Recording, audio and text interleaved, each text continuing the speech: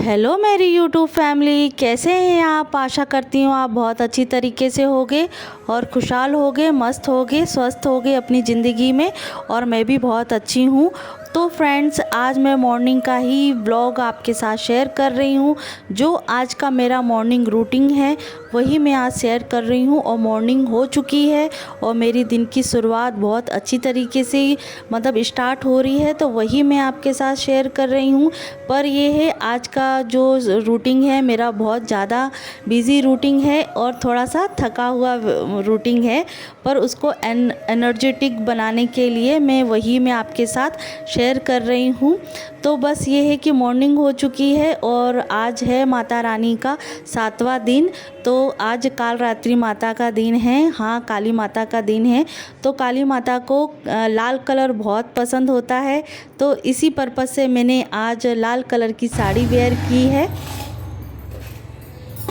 Hello everyone, welcome to my channel और मैं हूँ आपकी नीतू त्रिपाठी। तो नीतू त्रिपाठी ब्लॉग्स में आपका फिर से स्वागत है, अभिनंदन है। तो अभी मॉर्निंग के बज रहे हैं कुछ 6:45 बज रहा है। तो मैंने जो आपको टाइम बताया था और मैं आ गई हूँ सीधे किचन में। जो मॉर्निंग की जो क्लीनिंग है वो हो चुकी है, क्योंकि आज है कन्या भोज, इसलिए मैं मतलब मॉर्निंग में ही लग गई हूँ खाना बनाने के लिए। तो बस ज़्यादा बात नहीं करेंगे, वो मुझे आज बस 8:30 बजे तक 8:15 बजे तक खाना बनाना है, तो इसलिए फटाफट लगी हूँ। तो आप बस वीडियो में कंटिन्यू बने रहिएगा। तो फ्रेंड्स, ये जो वीडियो है वो मैंने बैक कैमरे से शूट की थी, पर जल्दी जल्दी में मुझे पता ही नहीं चला कि मेरा जो फेस है वो आधा दिख रहा है। पर थोड़ा सा आप कॉम्प्रोमाइज़ करना, उस चीज़ के लिए थोड़ा अवॉइड करना। तो बस यहाँ मैं अपना जो मॉर्निंग का काम है और मैं सब पहले तो सब्ज़ी में काट लेती हूँ। और सब्ज़ी काटते काटते मुझे ध्यान आया कि चलो तब तक मेरी सब्ज़ी कटती है तो मैं उसके साथ साथ में खीर भी रख देती हूँ। तो खीर क्या ज़्यादा टाइम नहीं लगाती है और पर अपना धीरे धीरे काम करती रहेगी और बन भी जाएगी खीर। तब तक मैं दूसरा काम कर लूँगी। और मम्मी अपनी जो है पूजा कर रही हैं और अभी अग्यारी मतलब जलाने के लिए आई थी। तो कंडियाँ जो बोलते हैं, उपले बोलते हैं, जो गोबर के बनाए जाते हैं, छोटे छोटे से बनाओ या बड़े बड़े बना लो, एक बड़ा सा बना लो। पर यह है कि उसमें ज़्यादा टाइम लगता है, तो वही छोटे छोटे से बनाए हैं तो जल्दी मतलब सुलग जाते हैं। तो यहाँ मैंने खीर पहले तो दूध गर्म करने के लिए रख दिया है, तब तक मैं अपना जो काम है वो मैं कर लेती हूँ। तो आज मैं बनाने जा रही हूँ राम भाजी। तो फ्रेंड्स, आप राम भाजी समझते होंगे कि किस चीज़ को बोलते हैं। एक न्यू रेसिपी होती है और उसको हम मिक्स सब्जी भी बोलते हैं, मिक्स वेज बोल सकते हैं, जिसमें ना कोई मसाला होता है ना कुछ जो हम स्पाइसी वैसा मसाला डालते हैं। तो प्याज लहसुन नहीं डलता है। मैं आज सात्विक खाना बना रही हूँ जो कन्या भोज के लिए हम यूज़ करेंगे। और ये है कि आज मैंने सब्जी में सभी वेजिटेबल काटी हैं, सभी सब्जियों को यूज़ किया है। राम भाजी कहते हैं जिसमें सभी सब्जियों का मिश्रण होता है, उसे हम राम भाजी कहते हैं, मिक्स सब्जी बोलते हैं।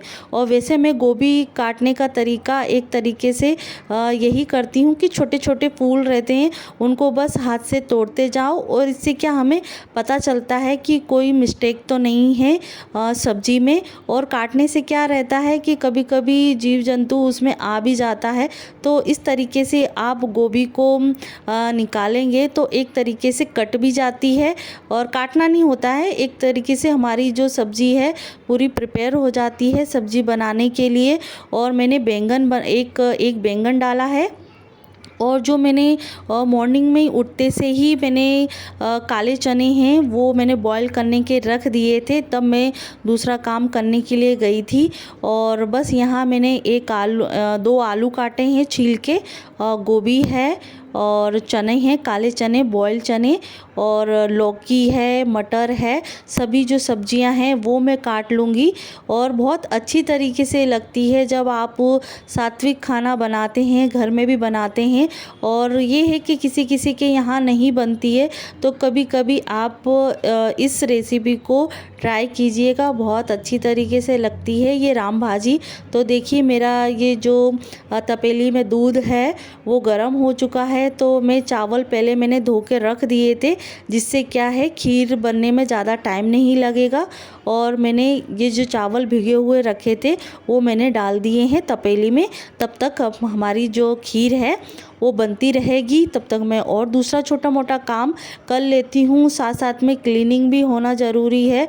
और मैंने दूसरी तरफ सब्ज़ी तो मैंने काट ली है, और शिमला मिर्च है, पहले तो जो दूसरी सब्जियां हैं वो मैं धो लेती हूँ, क्योंकि अंदरूनी तरीके से साफ़ होनी चाहिए सब्ज़ी। और शिमला मिर्च मैं ऊपर से ही धो लूँगी, तो वो मैं बाद में काट लूँगी। तो यहाँ मैंने कढ़ाई गरम कर ली है, अच्छी तरीके से गरम कर ली है। और यहाँ मैंने एक क्लीन तरीके से तेल का यूज़ किया है, जूठा तेल यूज़ नहीं होता है, क्योंकि एक तरीके से कन्या भोज हो रहा है, तो पूरी स्वच्छता से और शुद्धि से भोग बनाया जाता है माता रानी का। तो बस यहाँ मैंने जो कढ़ाई है गरम कर ली है, और इसमें मैंने डाल दिया है जीरा। और जीरा अच्छी तरीके से तड़क जाएगा।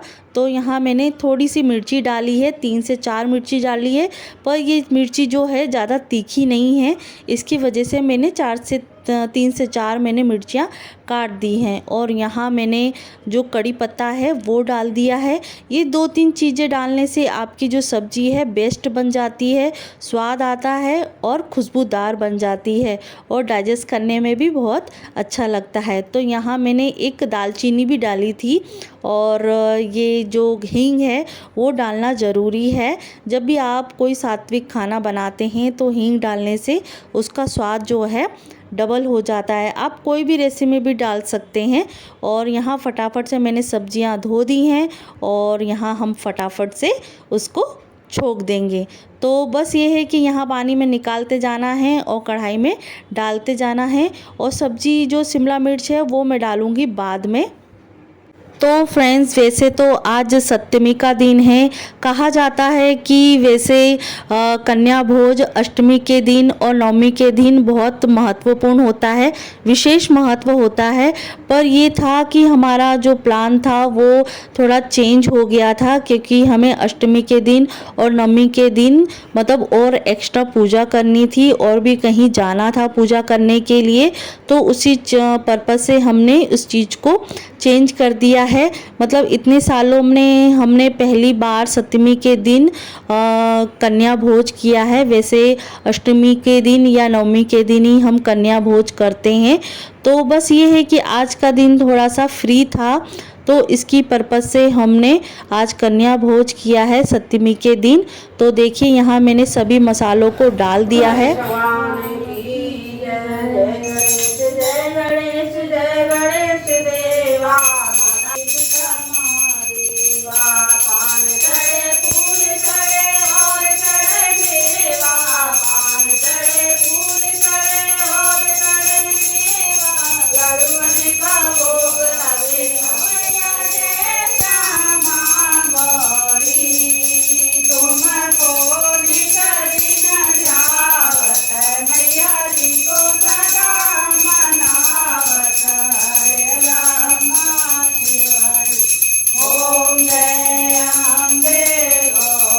तो फ्रेंड्स, काम के साथ साथ हमें पूजा करना भी ज़रूरी होता है, क्योंकि एक तरफ मैं उठते से ही अपना जो क्लीनिंग वाला काम है करने के बाद सीधे किचन में आ गई थी। तब तक मम्मी ने जो पूजा की तैयारी है वो कर ली थी।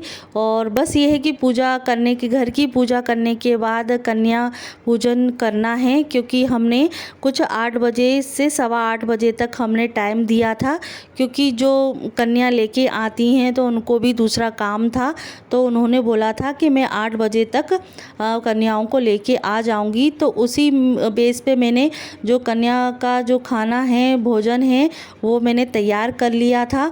और बस ये है कि बीच बीच में शूट भी करना था, तो 15 मिनट आप इस तरीके से ले लीजिए, क्योंकि कुछ ना कुछ हमें मतलब एक तरीके से एंगल चेंज करना पड़ता है तो थोड़ा अच्छा लगता है। तो यहाँ मैंने सब्जी में अपने जो मसाले हैं, बेसिक मसाले डाल दिए हैं, नमक डाल दिया है, और मैंने 5 से 6 टमाटर जो है चॉप करके डाल दिए हैं। तो जिससे क्या है, ये थोड़ा पानी, थोड़ा सा टमाटर में पानी होता है, रस होता है, तो उसकी वजह से सब्ज़ी जल्दी से पक जाएगी और थोड़ी रसीली टाइप में हो जाएगी। तो बस यहाँ मैं थोड़ी देर के लिए और ढक देती सब्ज़ी को, थोड़ी सी कसर रह गई थी।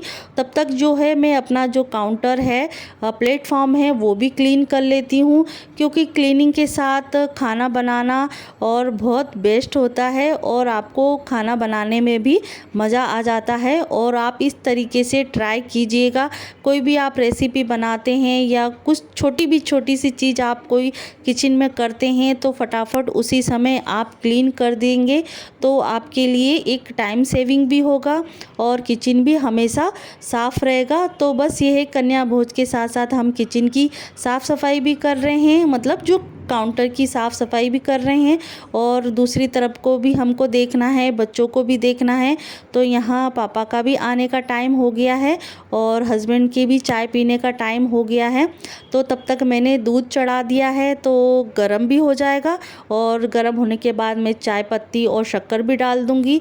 तब तक जो और थोड़ी बहुत एक्स्ट्रा सब्जियाँ बच जाती हैं, जो मिर्ची में ज़्यादा लेके आ गई थी फ्रिज में से, और नमक मैंने नया निकाला था, जो अपना बेसिक मसाले होते हैं घर के, जो डेली में खाने में यूज़ होते हैं, वो मैंने नहीं डाले थे, मैंने अलग से निकाले थे कन्या भोज के लिए। तो यहाँ फटाफट से मैंने काउंटर भी साफ़ कर दिया है। तब तक मेरी सब्जी है और खीर तैयार हो जाएगी, और उसके बाद ही मैंने मतलब सब्जी छोंकने के बाद तुरंत मैं चली गई थी पूजा कराने के लिए। तो मेरी पूजा भी, घर की पूजा हो गई है, हम दोनों ने, मम्मी और मैंने पूजा कर ली है, और यहाँ दोनों काम हमारे हो चुके हैं। खीर भी बन चुकी है और हमारी जो राम भाजी है वो भी क्लियर हो गई है। तो यहाँ मैं कर रही हूँ, आटा गूंद रही हूँ। तो इन्होंने बोला कि चलो चाय भी छान दो, तो फिर मैंने बोला कि अब मेरे हाथ अब जूठे हो जाएंगे, तो क्योंकि अब मैं उसको धोऊंगी, हाथ को धोऊंगी, फिर आपके लिए चाय छानूंगी, तो इससे तो अच्छा आप ही चाय छान लो, चाय बन चुकी है। तो उसी बेस पे थोड़ी बहुत बहस भी हो गई थी। तो देखिए, ये भी चाय छान लिए मेरे कहने पे।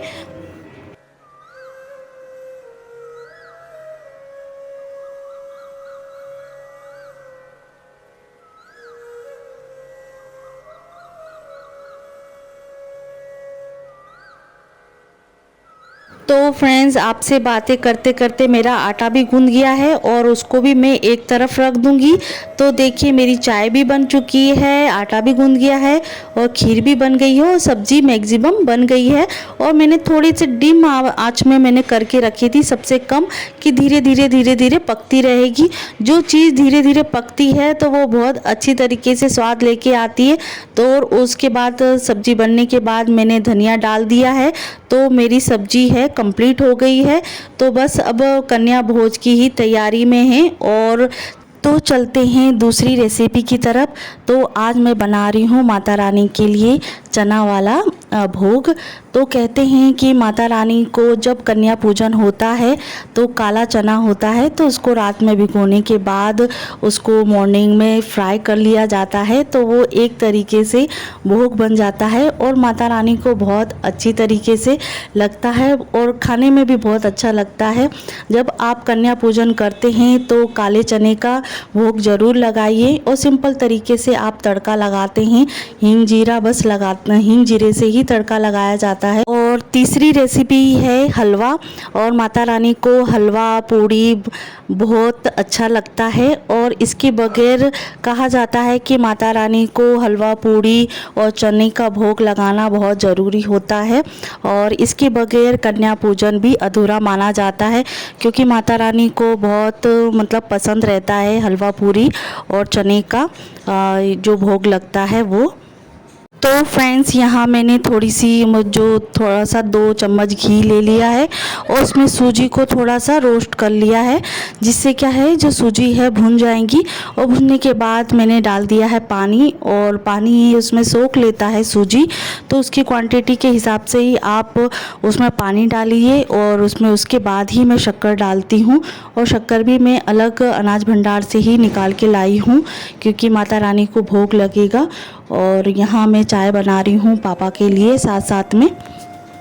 तो फ्रेंड्स यहाँ देवांश का भी उठने का टाइम हो गया था, तो देवांश उठ गए हैं और उनको ब्रश वश करवाने के बाद और 1 गिलास मैंने दूध गर्म करके उनको दे दिया है। और पापा के लिए भी चाय बन रही है दूसरी तरफ। और मतलब रहता है ना बीच बीच में देखने का, बड़े बुज़ुर्ग रहे हैं तो किचन में आकर देखते ही हैं कि कितना कंप्लीट हो गया है, मतलब एक तरीके से आदत रहती है, तो वो चीज़ मतलब हो रही है। और बस वही मम्मी देखने के लिए आई थी कि क्या क्या बन चुका है।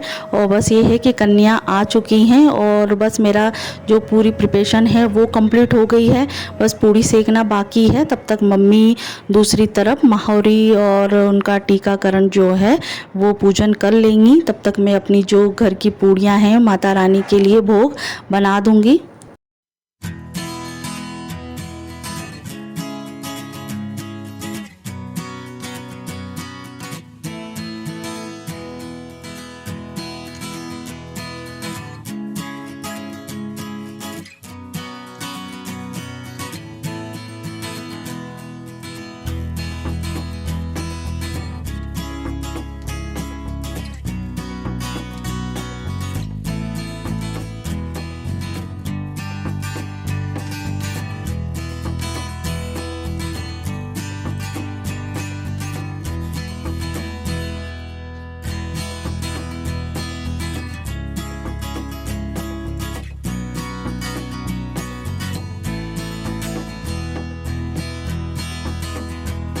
तो फ्रेंड्स यहाँ मम्मी कन्याओं के लिए माहौरी रख रही हैं, और तब तक मैं वहाँ पूड़ी भी सेक लूँगी।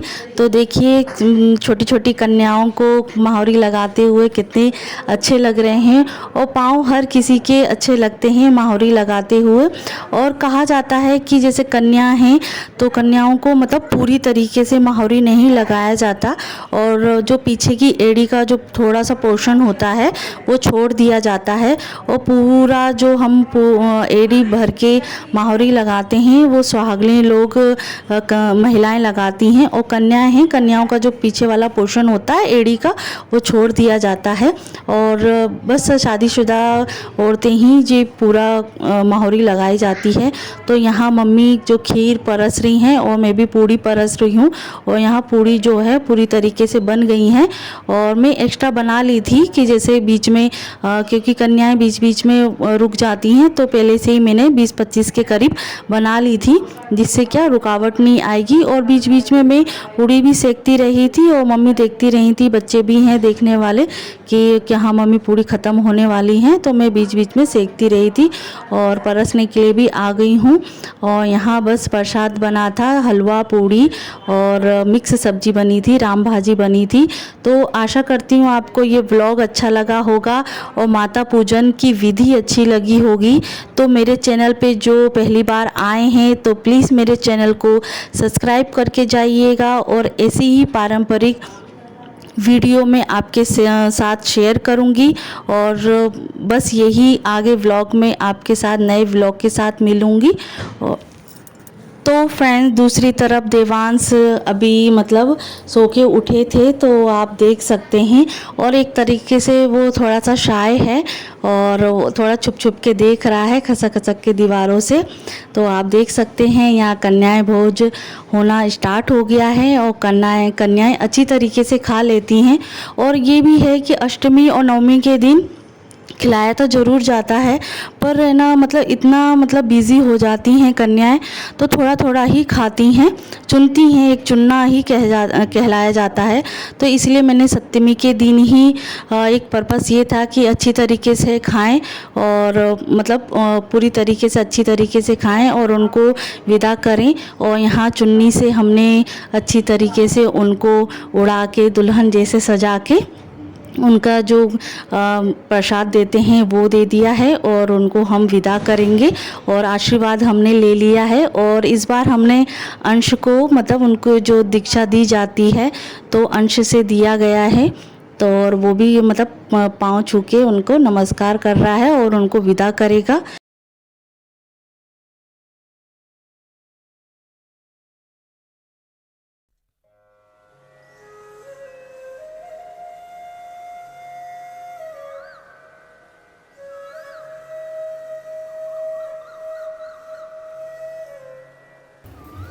लो इधर देखो, इधर देखो।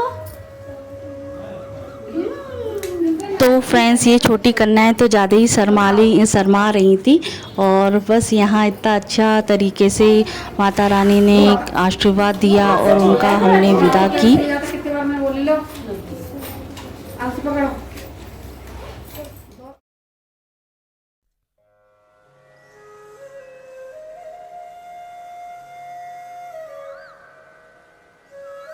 तो फ्रेंड्स कन्या जिमने के बाद और कन्या पूजन के बाद फिर जो मॉर्निंग में ही मैं किचन में लग गई थी। तो मैं अपने कमरे में जो क्लीनिंग रहती है, गद्दा वद्दा समेटना होता है, वो नहीं कर पाई थी।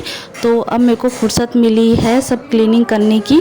तो यहाँ मैं अपना जो बेडशीट है वो संवार लूँगी और तकिया वकिया भी है, अपना जो रूम है वो अपना क्लीन कर लूँगी जब तक ये सब क्लीनिंग नहीं होती है।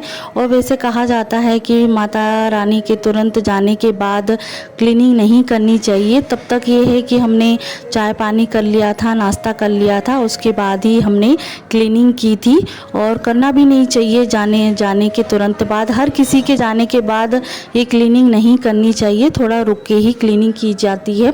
तो यहाँ देखिए, और किसी ने कहा था कि आपका जो रेड कलर का ब्लाउज़ है बहुत अच्छी तरीके से लगता है, उसकी जो डिज़ाइन है बहुत यूनिक है। तो आशा करती है आपको ये ब्लाउज़ भी अच्छा लगा होगा। और माता रानी को आज लाल रंग बहुत पसंद है, इसके पर्पज़ से मैंने लाल रंग पहना है।